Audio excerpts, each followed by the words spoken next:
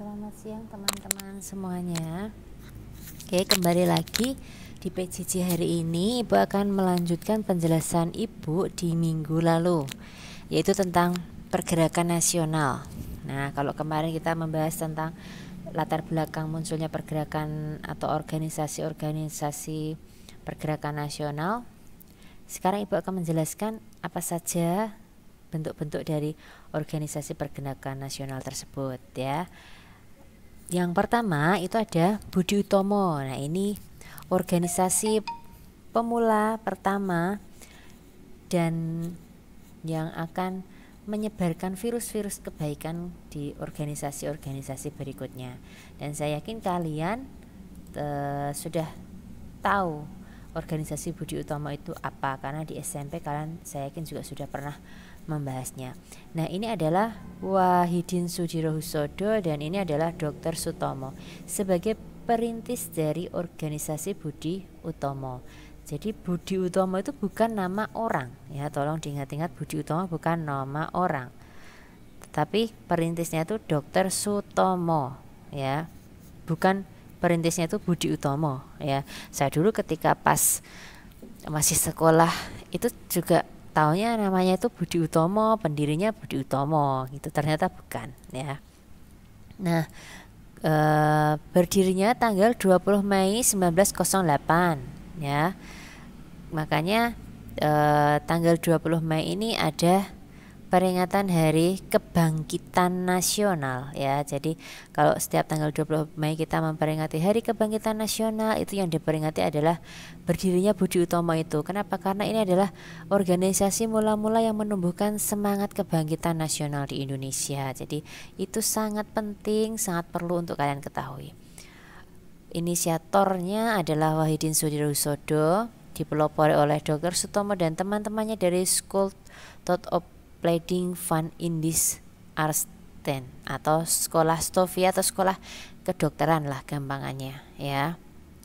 Jadi sekolah para dokter yang pintar-pintar itu mempelopori berdirinya Budi Utomo, bersifat non politik atau kooperatif. Jadi tidak membahas soal politik dan kooperatif. Jadi bekerja sama dengan Belanda ya. Anggotanya dari kalangan atas suku Jawa dan Madura, jadi terbatas, belum semua Indonesia belum, tapi hanya suku Jawa pun dari kalangan atas dan orang Madura. Karena baru pelopor ya, jadi masih organisasi yang ya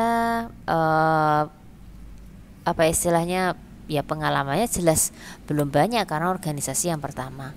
Kemudian latar belakang berdirinya adalah kemiskinan masyarakat Indonesia yang menghambat mereka dalam meraih pendidikan tinggi. Tujuannya memperbaiki sosial pendidikan kebudayaan meliputi Jawa dan Madura. Jadi intinya adalah memperbaiki pendidikan. Hanya itu saja ya, tidak membahas yang lain-lain. Jadi hanya memperbaiki pendidikan. Kemudian hasil Kongres Budi Utomo ya, yang berlangsung 3-5 Oktober 1908. Keanggotanya terbatas suku Jawa, Bali, dan Lombok. Budi Utomo diketuai oleh Tirto Kusumo, Bupati Karanganyar, dan Yogyakarta sebagai pusat organisasi. Nah, ini adalah usaha-usaha yang dilakukan. Kemudian kemunduran Budi Utomo itu apa? Nah, Budi Utomo lebih didominasi oleh golongan tua. Sebagian besar anggota BU adalah pegawai pemerintah. Budi Utomo mempertahankan sifat kedaerahan. Tekanan dari pemerintah Belanda mengakibatkan Budi Utomo mengalami kemunduran.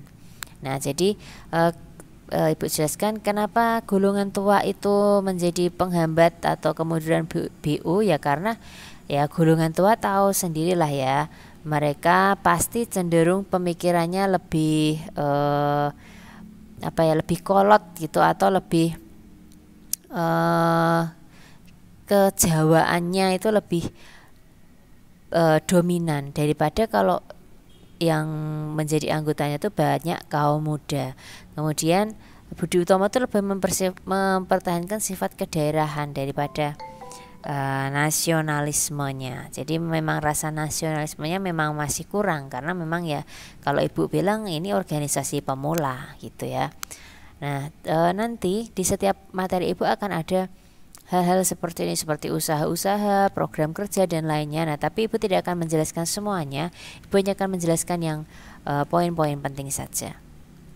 Kemudian organisasi berikutnya adalah Serikat Dagang Islam yang nanti akan berubah menjadi SI atau Serikat Islam. Nah, ini adalah pelopor atau pendirinya Haji Saman Hudi dan Hos Cokro Aminoto ya. Ini Hos Cokro Aminoto ini adalah mertuanya Pak Soekarno ya.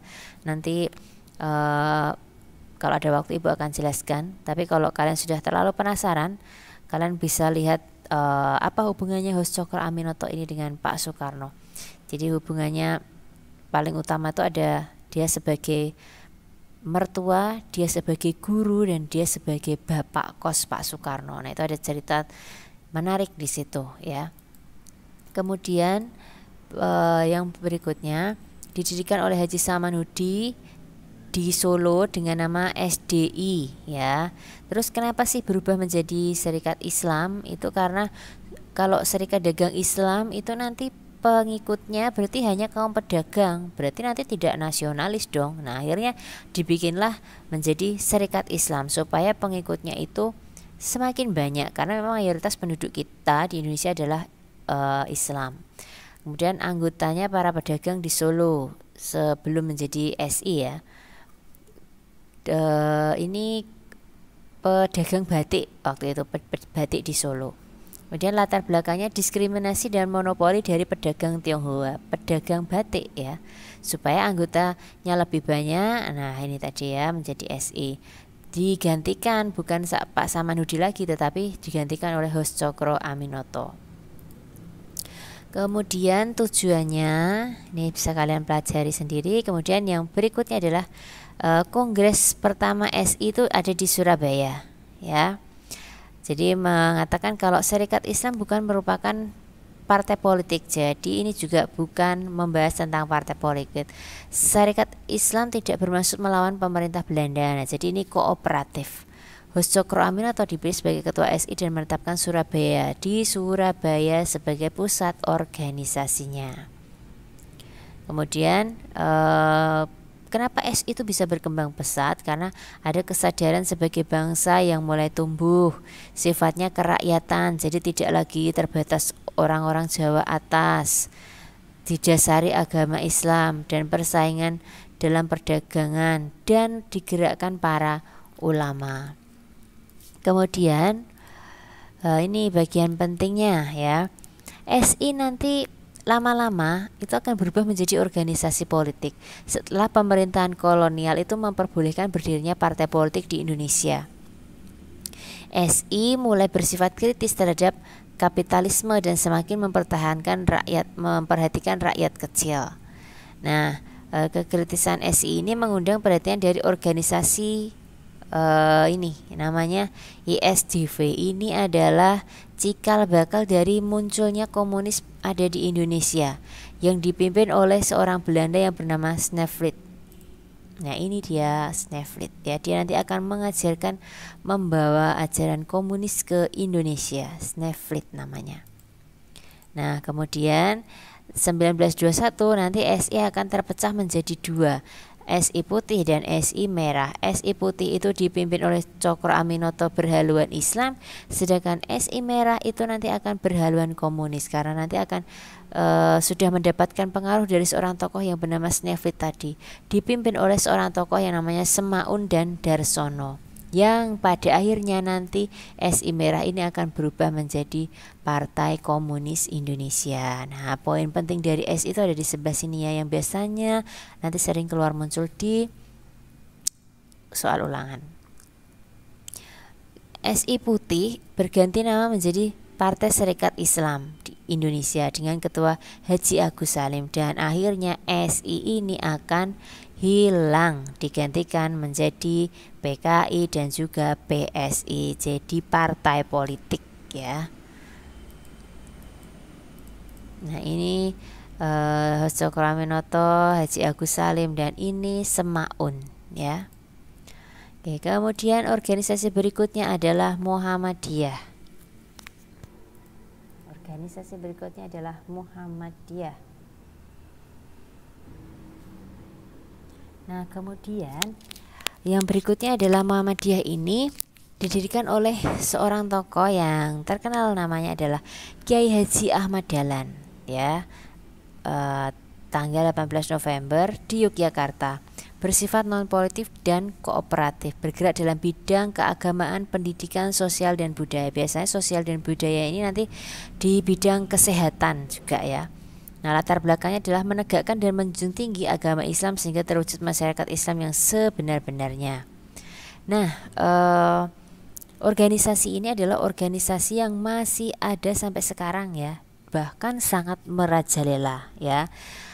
Bahkan ada Universitas Ahmad Dahlan, ya. Kalau rumah sakit ya ada PKU Muhammadiyah itu. Kemudian ada stikes apa lagi ya yang berhubungan dengan Muhammadiyah ini, bahkan sekolah SD, SMP, SMA, MUHI itu sampai MUHA, MUHI, MUJU, banyak sekali, ya. Itu betapa besar organisasi yang dirintis oleh Kiai Ahmad Dahlan ini sampai sekarang, ya. Kemudian IP, ya, berikutnya adalah IP. Nah, ini organisasi yang populer juga, ya. Ada 3 tokohnya, ada Ernest Dowes-Dekker, Cipto Mangunkusumo, kemudian ada Ki Hajar Dewantara, ya. Nah, 3 tokoh ini adalah pendiri pelopor organisasi IP, Indische Partis. Nah, kalian lihat 3 gambar ini. 2 gambar yang ini itu adalah tokoh Indonesia atau asli orang Indonesia, terutama Pak Ki Hajar Dewantara, ya. Kalian pasti tahu. Nah, tetapi yang ini, ya, ini adalah orang Belanda.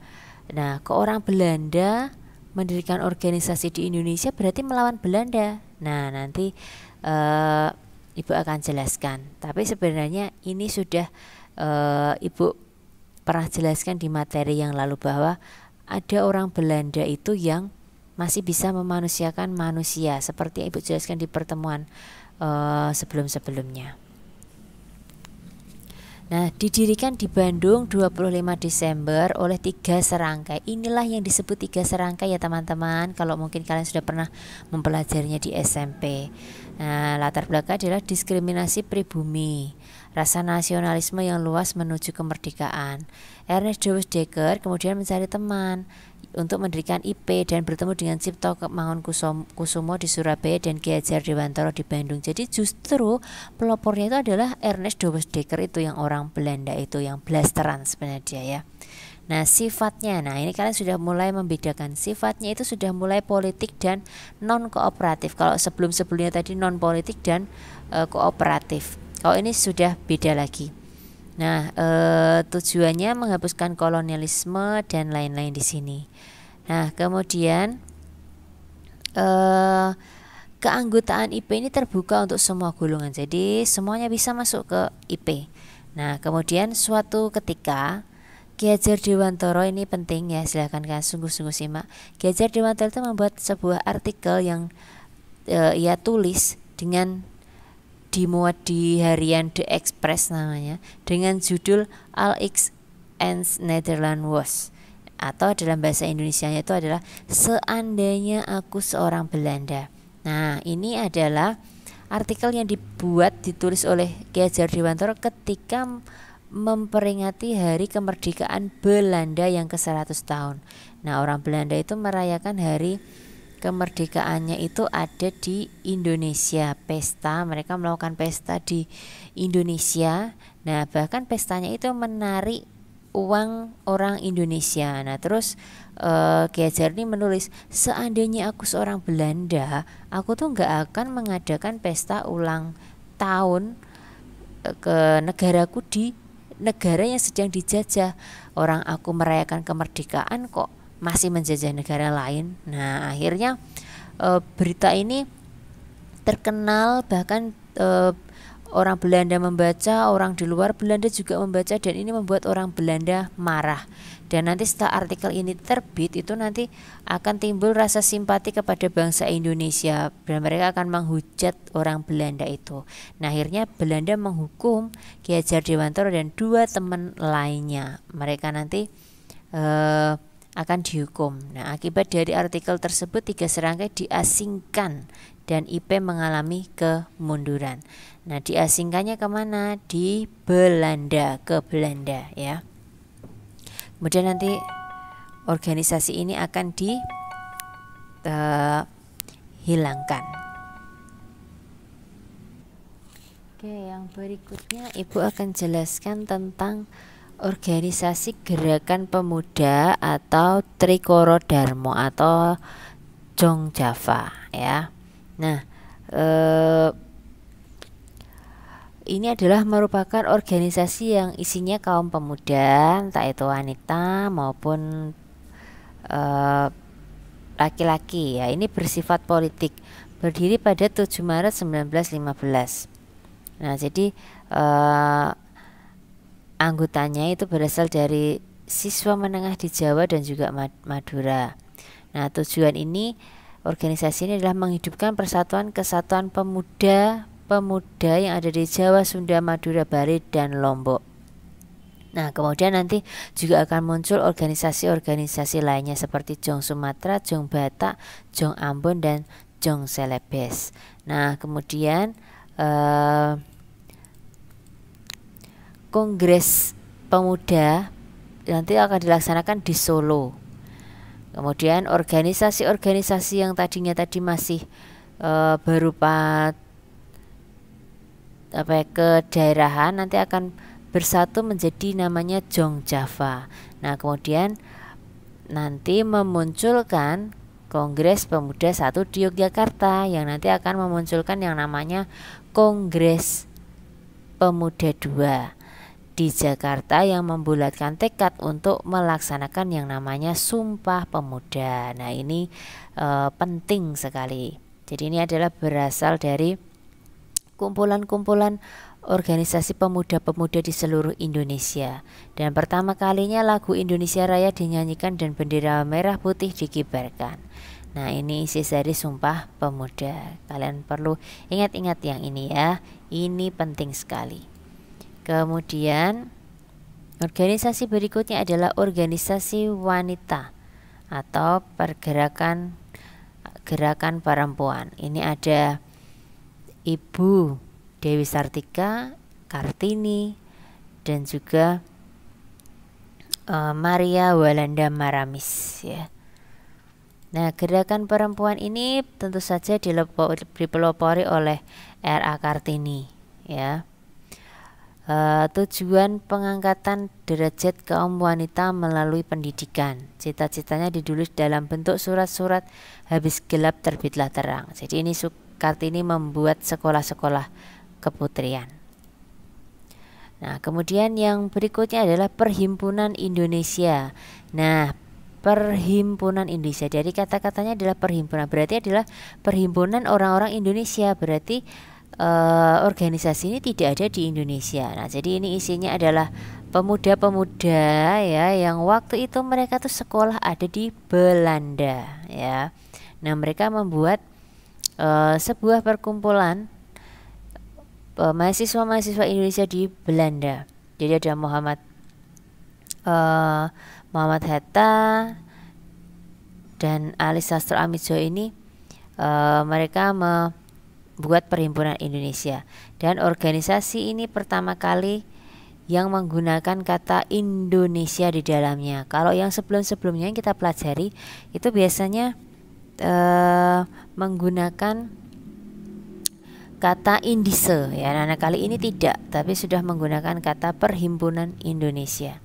Nah, PI adalah organisasi pertama yang dengan tegas menuntut Indonesia itu merdeka dan bersikap non kooperatif dan menyatakan perlunya persatuan masyarakat Indonesia.